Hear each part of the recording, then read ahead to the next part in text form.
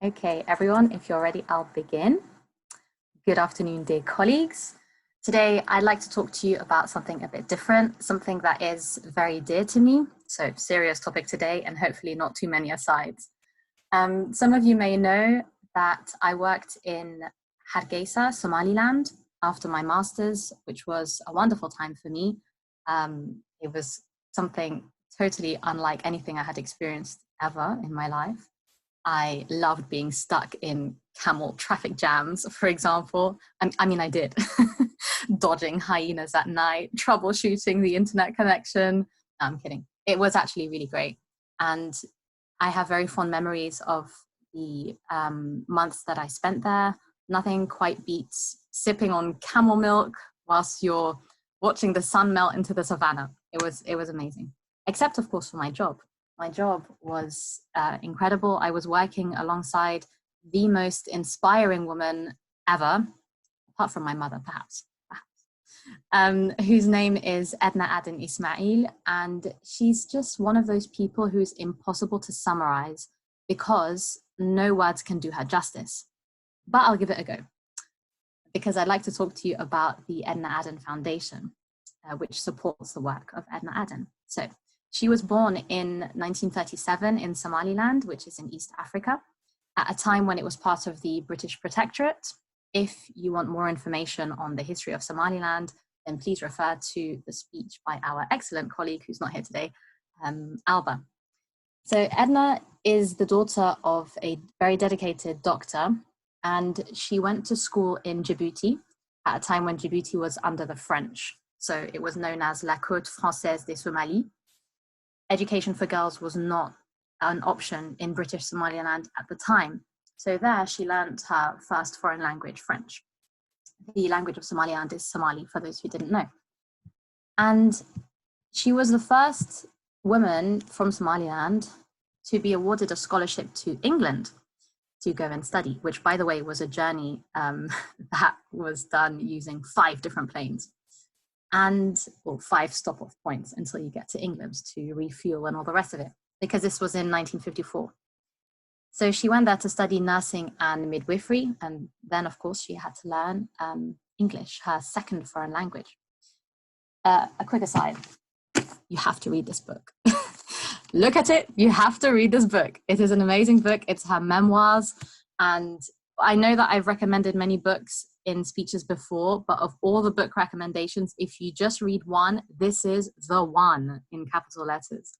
So 50s jazz, swing, dancing, and lots of studying and work experience, of course, fill the chapters of her time in England, where she then meets the man who will later become her husband and also the president of Somaliland, making her first lady. And in those chapters where you see her life as first lady, well, if you've read Michelle Obama's autobiography, Becoming, then it's like that, but better. I won't go into too much detail because I'll let you discover the book yourself. But later on, Edna works as a consultant, advisor, and then regional director for the WHO. And she leads the campaign against female genital mutilation, which I'll come to in a bit. And she becomes the first female minister of Somaliland, the Minister of Foreign Affairs. She receives a whole number of awards for her total dedication to humanitarian aid. I've left out so much, by the way. I've left out a massive chunk as well, which is about the war between Somaliland and Somalia, which tore the country to shreds. But that in itself has to be a separate speech, so I won't be going into that today. When Edna retired, instead of sitting down in Hyde Park corner feeding the ducks, she decided to build a hospital in the poorest part of the capital city where people have never had access to healthcare, and on a former execution ground during the war. It started out as a maternity hospital in the early 2000s and is now a major referral hospital that has delivered some 25,000 or so babies, and has treated men, women, children from all corners of the Horn of Africa, presenting all sorts of ailments and illnesses. And because that wasn't enough, she then decided to build a university where the future doctors, nurses, midwives, dentists, vets, lab technicians, public health professionals, nutritionists, pharmacists, anesthetists, and more are trained. She works to reduce maternal mortality by training healthcare professionals, in particular midwives, who can be sent out to rural areas of Somaliland, population 4 million, where people in the bush do not have access to healthcare. So, quite the summary, right? An incredible person. And I haven't even said half of it. So but I'll let you discover it when you read her book, or for those of you who are trying to expose yourself to lots of English, she has done so many appearances on BBC Radio, BBC Radio 4, Women's Hour, Desert Island Discs, Radio 1, Radio London, all sorts of things.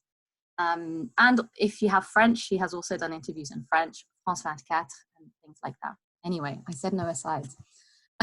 So the Edna Foundation is a UK-based charity. Well, there's a US one as well, and basically we support her work.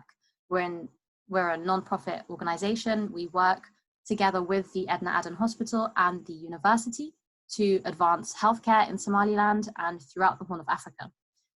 Essentially, we're promoting safe motherhood by training midwives, by fighting FGM and empowering women to set themselves up as leaders of change. And for those of you who are UK based, our charity registration number is 1169725 if you want to look it up. Safe motherhood, in other words, fighting maternal mortality. To give you some figures, approximately 90% of these maternal deaths are preventable. Currently, less than 10% of births are attended by skilled personnel, which is really worrying. There are 73 deaths per 1,000 births, and on average per year, there's 175,000 births in Somaliland. Why is this happening? Why is the maternal mortality rate so high? It's actually one of the highest in the world. There are many complex factors. I won't go into all of them, but I'll stick to one main one, but just to give you an idea. There's a lack of antenatal care for those living in the bush, in the rural areas. And this leads to a whole range of issues like eclampsia, postpartum hemorrhage as well is a big killer. And also the complications arising from FGM, female genital mutilation. So I'm going to go into more detail about what FGM is, because often people tend to just leave it there. So I think there's a lot of misunderstanding around what it actually is. So essentially, it's a procedure harming the female genital organs for non-medical reasons. And there are many different types of FGM performed in over 25 countries around Africa, Asia, and the Middle East. And of course, that's a lie, because this immediately makes people switch off. Oh, places that don't concern me, something, a totally different reality to my own. What is lesser known, what is not known as much, is that in addition to all of these so-called distant locations, FGM is actually performed beyond these borders by members of the respective diaspora. So it does happen around the world in more than 25 countries. And it happens in your countries. Another myth that I'd like to dispel is that, contrary to popular belief, FGM is not limited to particular religious, ethnic, cultural, or socioeconomic groups. And this is important. There are, as I said, different types of FGM that vary from culture to culture, all of which bring about the absolutely devastating and horrific physical and psychological damage to the young girl. The immediate effect, of course, is hemorrhaging. Within the next 10 days, girls experience retention of urine, dysmenorrhea, excruciating periods, and recurrent urinary tract infections, among other infections, given the fact that sometimes FGM is performed using non-sterile equipment. Again, I stress sometimes. While some women experience infertility, those who can conceive have complications during labor and also postpartum. So how exactly is FGM performed? And just a disclaimer, this is difficult to listen to. The child is tied down to a bed with her legs spread wide open, and this is to ensure that the child does not move, thereby avoiding any unintentional cuts. There is assistant an assistant who is there to further keep the child from moving. And then what follows depends on which type of FGM is performed. So it ranges from the so-called symbolic prick of the clitoris to its total amputation. And in the case of the latter, there is, of course, excessive bleeding and pain, and then the labia minora is removed, followed by the paring of the inner walls of the labia majora. This is obviously a traumatizing procedure that doesn't even cover it, and it often results in the child fainting, which makes the messy job easier for the circumciser. But of course, to avoid a repeat operation, the wound must heal. So the circumciser stitches the opposite sides of the labia majora together. And sometimes this is done using a needle and thread. In rural areas, however, this is done using thorns. At this point, medical disinfectants can be used if the procedure is being performed by someone with knowledge of dressing wounds. But on the other hand, traditional circumcisers might use other local methods depending on the culture. For example, they may crack an egg over the wound, sprinkle some herbs, incense, sugar, according to the local tradition. And then finally, to ensure a successful operation, the child's legs are bound together for a week, after which they may start taking baby steps with the ties slightly loosened. In total, the child's legs are bound for 2 weeks. You may be thinking that this doesn't sound like a problem that we would have today, given the fact that we have all sorts of movements that are ongoing, the rights of the child, the rights of women, the rights of girls, and that this wouldn't happen. But actually, what's happening is far worse. Over the past years, a new challenge has arisen, which is to eradicate the widespread medicalization of FGM. And this is when I really lost faith in humanity. Previously, traditional FGM procedures were common. People were speaking up against it, fighting it. And now some people have suggested a solution. And the solution is that now one person can go to a clinic where the equipment will be sterilized and where girls can receive anesthetic before the procedure. Of course, it's better to have anesthetic than to not have it because it reduces the pain during the procedure, but that's not the point. The point is not to eradicate the pain, but to eradicate the procedure itself. It doesn't change the fact that the girl will grow up with abnormal periods, pregnancies, labor, and feel no pleasure in sex whatsoever. But anyway, let's look back to Somaliland. The number of cases vary depending on which sources you consult, so there are varying statistics. The Somaliland Ministry of Health states that 97% of women in Somaliland have experienced FGM, but a 2017 report by Save the Children indicates that the figure is at 90%. In any case, the number is far too high, and this practice must be stopped in its entirety to protect women and girls. Generally, in Somaliland, some girls are subject to the extreme cut, although this is declining, with the current figure at 28%, according to Save the Children.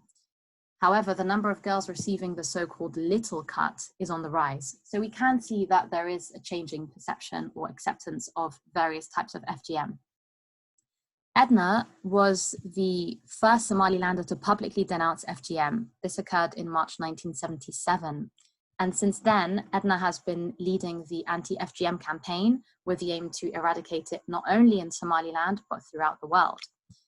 And by speaking out on the serious health risks of FGM and the fact that it is prohibited in Islam, Edna Adan's awareness-raising campaign soon became widespread. Gradually, and as a result of these efforts, human rights organizations collaborated with national initiatives, creating even more visibility on the issue, which is great. And when Edna was employed by the WHO to work in Djibouti, she launched the very first anti-FGM campaign that the country had ever seen. And then campaigns were relaunched in Somaliland with the help of UNICEF. Edna was invited to speak, has been and still is, of course it's paused now, invited to speak at countless conferences, high-level panel discussions, interviews, and more. And this if you go and you can look at them on YouTube, you'll really see her total dedication and unwavering, unstinting commitment to ending FGM. In 2001, Edna introduced a module on FGM, a compulsory module in all healthcare programs. And recently, I think it was a year or two ago, the government stated, well, they passed a fatwa, which is a religious ruling, that FGM type 3 was declared illegal in Somaliland. So whilst it's not all types of FGM, it's still progress. The hospital led the very first research project on FGM in 2002, and they've been updating their findings in order to monitor the situation.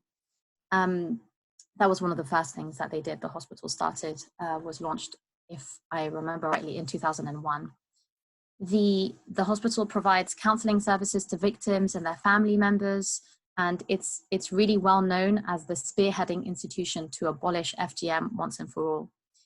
Changing people's perceptions on FGM will take time, but it's a battle that, of course, we will all continue to fight for the sake of women and girls.